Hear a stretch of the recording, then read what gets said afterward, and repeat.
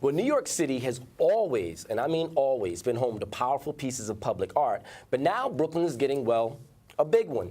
It's called the Great Wall of Brooklyn, a new art monument taking over the former Pfizer factory in Bed-Stuy. Now, the Great Wall will be host to 1,500 linear feet of art made by up-and-coming Brooklyn artists that you've never heard before, along with mainstream artists whose work you've been seeing for years. It's all true. Now, one way we'll all get to know the Great Wall is through the inaugural Brooklyn Arts and Culture Festival. It's coming in September, which is also where they're also going to present dozens of performance, visual, and culinary artists. Now, to tell us more about the Great Wall and the festival, we want to welcome back Stevenson Dunn. He's the festival's curator and the co-owner of one of our favorite spots, the Bishop Gallery. Good to see you again, sir. Well, thank you. And I would be remiss if I didn't mention my other curator and creative director, Mr. Erwin John, also my business partner at the Bishop Gallery. Very proud to be here to talk to you about the Great Wall of Brooklyn, which will be New York City's largest open-air art monument. As you mentioned, 1,500 linear feet. Still got one man to introduce now. 1,500 linear feet later, we have the ambassador of the arts and culture for New York City Councilmember Robert Cornegy Jr.'s office. Joseph C. Grant Jr. is here. Welcome to BK Live, sir. Thank you. Following up that 1,500 linear feet of wall. Somebody's excited about it. Excited. You're supposed to be excited. It's the Great Wall. It's a big old deal, a big old wall. Okay, 1,500 linear feet. Tell us about it. So you're talking about over 1,000 artists. Thank you to our partners at Acumen Capital Partners, the development partner that has actually donated the space to allow the Great Wall to happen, in the support of Councilman Carnegie's office and Joe Grant. We're talking about bringing the mountain to Muhammad, so to speak, and taking a wide range of over 1,000 artists, ranging from, emerging up-and-coming artists to, we hope to have a section called the Basquiat Block with Brooklyn's best-known artists. Right, so a large range of glass and steel, 24-hour display, all equipped with an exhibit center, a visitor center, and an education center, because the wall is all about giving people access to the arts and arts education. All right, there you go. Now to follow up with that, hold on, is this it right here? Yes. These are some of the renderings. These are some of the renderings of the wall. So you're looking at the visitor center now. Yeah. That is beautiful. So, Joseph, if there was ever a reason to come to Brooklyn, as if you needed one more reason to find yourself in Bed-Stuy, this is a new landmark. Well, absolutely. From our office, this is really a culminating situation. Yeah.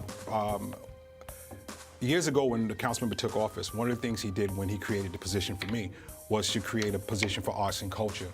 And Bedford-Stuyvesant, if people know, about 4 or 5 years ago, really didn't have, it wasn't really a strong artistic or cultural place, even though strong artists and strong cultural people lived here. Always. So over the last 4 years, we've been working very hard to build that, that narrative and making Bedford-Stuyvesant an artist community. And this wall really just culminates all of the work that we've been doing leading up to this. So this is like the cherry on the sundae. This is one wall we're happy to see come up in Brooklyn, yes? Absolutely. So what happens at an art and cultural festival? I mean, you said you have 1,000 artists. What type of artists are these? And I also understand there's going to be some culinary delights as well, because Brooklyn, as well as art and the birthplace of Biggie, is known worldwide for foodies. So the wall being this multi-million-dollar undertaking, there are some events and some festivities, if you will, to both raise money and awareness about the wall. One of them is the Brooklyn Arts and Culture Festival at the Great Wall of Brooklyn, slated to happen this fall, and it's paying homage to the visual, performing, and culinary arts. Now, what that means is that each day, Friday, Saturday, and Sunday, we will have programming and featured guests highlighting those art forms. And we also have kind of mini festivals and fairs that are happening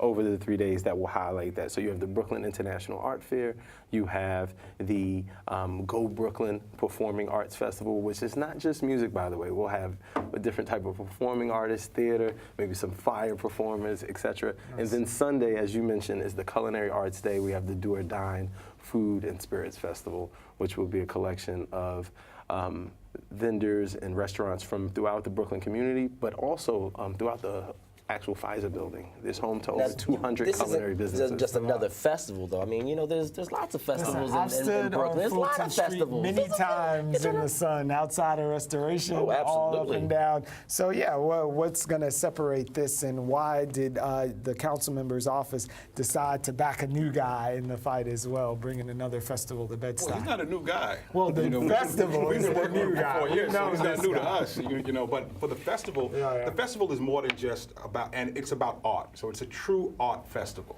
and that's what's the difference between the other festivals that are about celebrations. But this is a celebration of artists, and no matter where you go in this world, you go and you want to see the art that people have created. You want to experience the culture, which is the food. And Bedford-Stuyvesant, being such a melting pot, has so many different cultures, so many different foods, so many different types of art.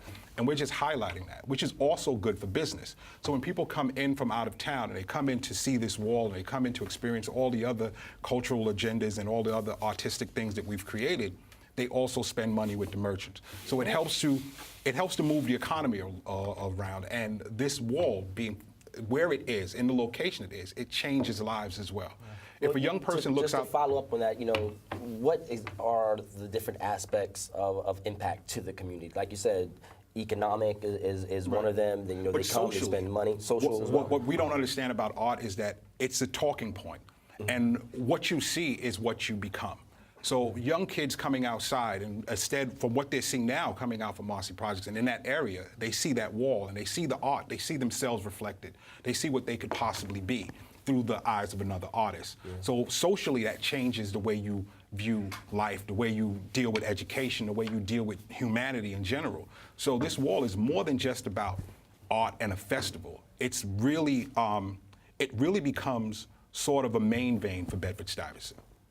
Now, I just want to follow up with that. I was on the Bishop Gallery website yesterday, and there's a quote at the end. It says, "We want to be the venue where the ideas that bring about change happens." Just follow up on that. So the Bishop Gallery, from our very beginning, we wanted to be a place that not only displayed art, but nurtured it, developed it, a place where artists could call home, and as a result, become this hub for creative energy to be developed, to be nurtured, to be shown and displayed to other people. And I think over the last 5 years in Bed-Stuy, we've done exactly that. And we're looking with this new partnership with the Brooklyn Renaissance Group, with Councilman Carnegie's office and Acumen Capital Partners in the Great Wall and the festival to bring it to a whole new level. Well, we know we believed in that mission. We've been partners for a long time with the Be Seen series that we have out at the Bishop. You guys have always been great partners, and we love it when the council member or folks from his office stop by. So before we get out of here, just raise the curtain a little bit more on the festival and Brooklyn's Great Wall. We should be looking for you guys this summer, this fall. This fall. Summer's almost Well, over. the festival is September 8th to the 10th. That is the weekend of the festivities festival. and the events, and also some other fundraisers People that are can check you out. They can check out the website and tune in for the rest of the summer. Yeah, they will be able to check out our website. We've been doing mostly private development. Our public campaign for people to get involved starts at the end of August. Okay, fair enough. Well, you can tune in for you. find out. Thank you, gentlemen. Thank you. Thank you. Yeah, give our regards to the folks back at the office. I will Appreciate definitely you give coming that. by.